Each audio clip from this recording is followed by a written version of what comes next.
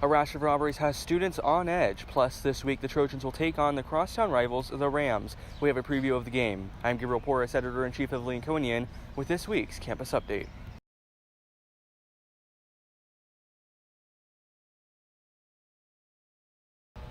Three robberies in the past 2.5 months now have Lincoln students on edge. Just last Monday, 3 Lincoln Unified students were walking after school near Harrisburg Place in Polk Way when a suspect brandished a gun, stealing the student's backpack.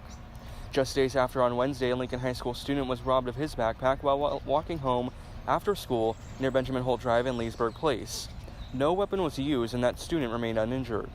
Anybody with information regarding the robberies are asked to call the Stockton Police Department.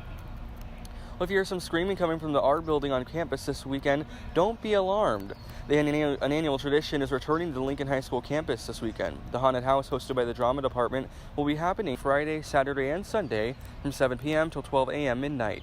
The Drama Department hosts the Haunted House annually. Signs around campus are now advertising for the Haunted House.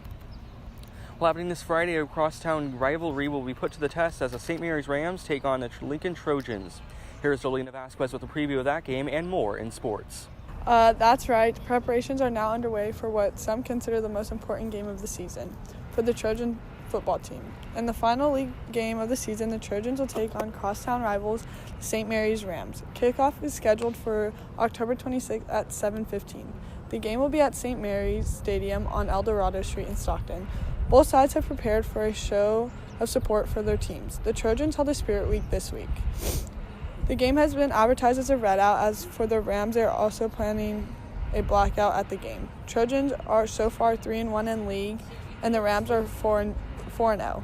Stay tuned to our Twitter account for tweets and retweets throughout the game.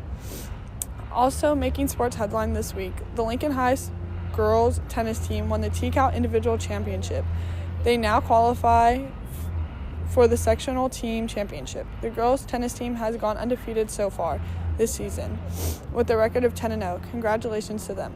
Last Friday, the water polo team took on Newburgh. Newburgh won 10-7.